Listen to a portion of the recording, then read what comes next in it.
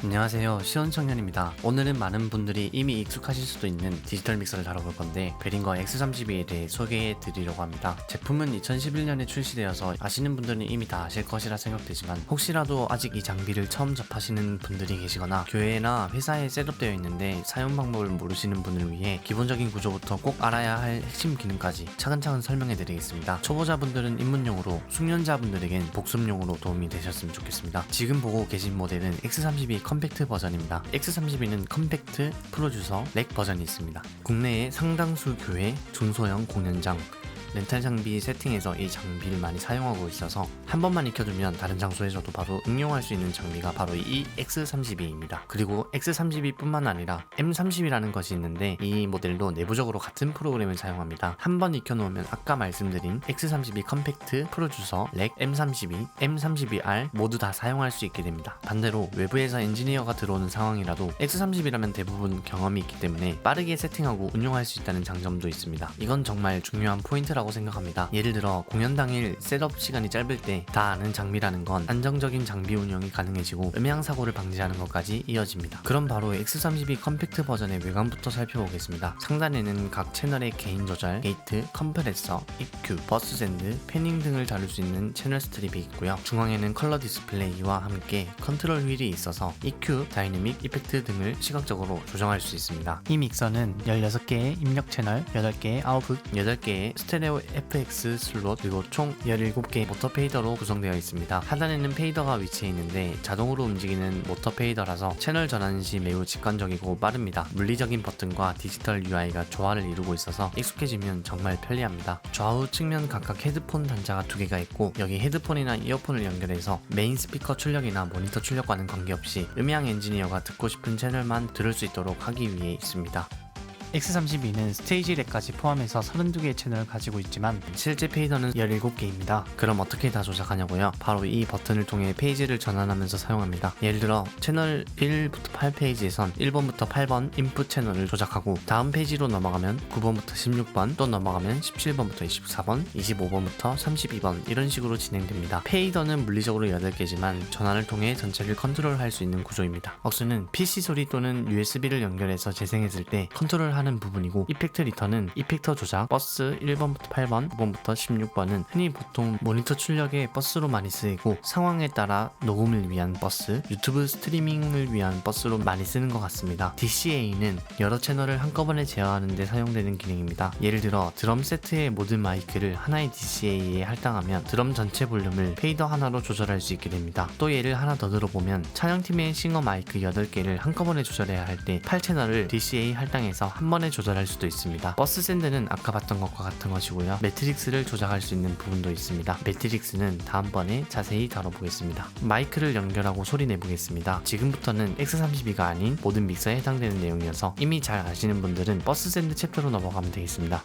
지금 사용하는 마이크는 리윗 LC440 퓨어라는 콘덴서 마이크를 사용하고 있고요. 콘덴서 마이크이기 때문에 48V 팬덤 파워를 넣어줘야 정상 작동합니다. SM58 같은 다이내믹 마이크를 사용하는 경우에는 48V 팬덤 파워를 넣어줄 필요는 없습니다. 스피커도 연결해보고요. 예시로 사용하고 있는 스피커는 제네렉 8020D 모니터 스피커를 사용하고 있습니다. 먼저 1번 채널이 뮤트 상태인지 확인합니다. 그런 다음 믹서 뒷면에 1번 채널에 XLR 케이블을 이용해 마이크를 연결합니다. 그리고 세부적인 셋업을 위해 1번 채널을 셀렉트 해줍니다. 먼저 콘덴서 마이크이므로 48V를 눌러줍니다. 팬텀 파워라고도 합니다. 참고로 옆에 있는 건 위상을 반전시키는 버튼입니다. 게인은 적당히 올립니다. 적당히가 어느 정도냐면 마이크로 수음을 하고 있는 상태에서 조금씩 게인을 올리면서 마이너스 18dB 부근에 오게 하면 됩니다. 게인 스테이징이라고 하는데 이 부분에 대한 내용은 다음 영상에서 다뤄보겠습니다. 그 다음 로우 컷을 먼저 합니다. 하이패스 필터라고도 부릅니다. 불필요한 험 노이즈 제거를 위해서도 사용되고, 불필요한 초저역대를 제거하기 위해 사용합니다. 여러 트랙을 로우 컷을 하지 않은 상태로 믹스하게 되면 혼탁한 결과물이 됩니다. 초극저음이 불필요한 보컬,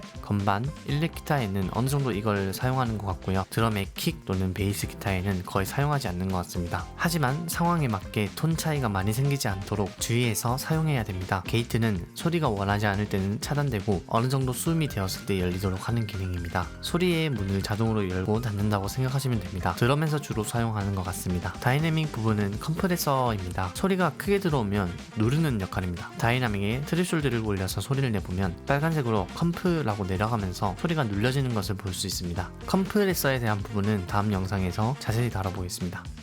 이퀄라이저입니다. 들어보면서 불필요한 주파수 대역이라고 생각되는 곳을 내리면 됩니다. 아래부터 로우, 로우 미드, 하이 미드, 하이 이렇게 4개 대역을 설정할 수 있습니다. 어떤 대역을 정리할 것인지 세부적으로 프리퀀시를 조절해서 주파수를 설정할 수 있고요. 그 대역을 전반적으로 조절할 것인지 아니면 특정 부분만 조절할 것인지 Q값으로 조절할 수 있습니다. 보컬인 경우는 보통 로우 미드를 깎아 정리하고 하이를 아주 조금 부스트하는 것 같습니다. 마지막으로 버스 믹스는 어떤 믹스 채널에 얼마나 볼륨을 올려줄 것인지 정하는 노브입니다. 참고로 이 부분은 제조사마다 표시하는 방법이 조금 다릅니다. 그래서 앞에서 버스 샌드 부분으로 오시라고 한 이유가 이것입니다. 모니터 조절을 위한 버스 채널이라고 생각하고 설명해 보겠습니다. 예를 들어 드럼 연주자의 모니터에는 코러스 싱어의 소리가 필요 없을 수도 있습니다. 또는 연주자들은 보통 본인의 소리를 가장 잘 듣고 싶어 하기 때문에 각자의 볼륨을 조금씩 더 올려줘야 할 수도 있습니다. 믹스 샌드는 보통 직접 모니터 스피커에서 청취하면서 모니터 볼륨 밸런스가 문제가 없는지 확인하고 조작을 합니다. 이렇게 모니터 스피커를 조절할 때 샌드온 페이더를 사용하면 되는데요. 믹서의 우측 페이지 중 믹스 1-8번 페이지를 들어가서 믹스 1번을 셀렉트하고 가운데에 있는 샌드온 페이더 버튼을 누릅니다. 그럼 좌측 페이더의 상황이 바뀌게 되는데 이때 보이는 게 버스로 볼륨이 얼마나 가고 있는지를 나타내는 것입니다. 모니터 샌드에 대해 얘기하면 지금 한 번에 얘기하면 복잡하기 때문에 이것도 다음 영상에서 자세히 한번 다뤄보겠습니다. 지금 조절하고 있는 건 패닝이고 메인 스피커의 좌측, 우측 편으로 보낼 것인지 사용합니다. 보컬이 여러 명 있다면 조금씩 다르게 설정할 수도 있어 스테레오 이미지를 만들 수도 있습니다. 하지만 만약 메인 스피커의 왼쪽 오른쪽이 같은 소리를 내야 하는 상황이라면 무조건 가운데 둬야 하겠죠.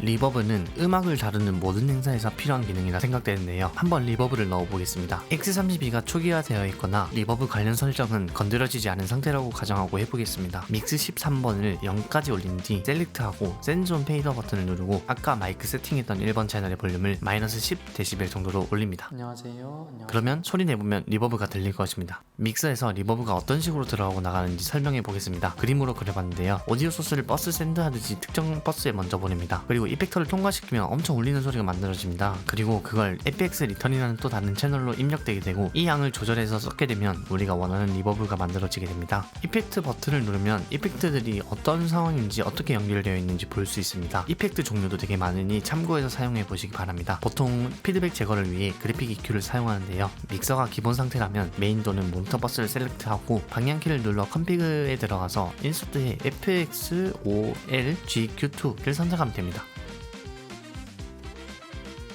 하나만 선택해도 동작합니다. 그리고 GQ를 조절해 주시면 됩니다.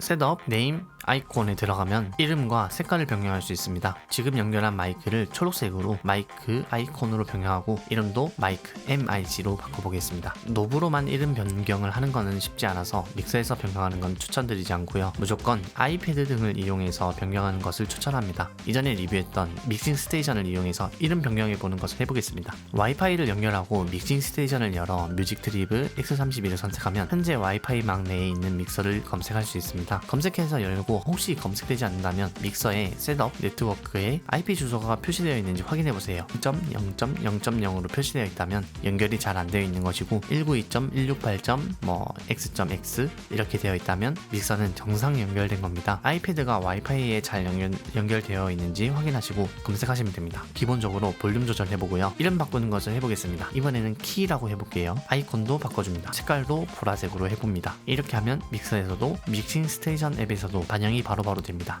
지금까지 베링거 X32의 전반적인 구성과 꼭 알아야 할 기능들을 소개해드렸습니다. 처음에는 버튼도 많고 디스플레이도 복잡해 보일 수 있지만 조금만 익숙해지면 되게 편리한 기능들이 많다고 느껴집니다. 이번에 다뤄보지 못한 USB 기능이나 토크백 기능, 뮤트 그룹, DCA 기능 등 다음 영상에서 쭉 다뤄보겠습니다. 본의 아니게 다음에 다뤄보겠습니다 라는 말을 많이 하게 되네요. 믹서의 전체 기능을 한 번에 다뤄보는 게 생각보다 분량이 많아져서 어렵네요. 아무튼 X32를 다루고 있는 분들이시라면 구독 한번 해주셔서 관련 영상 많이 받아보시길 바랍니다. 시청해주셔서 감사합니다.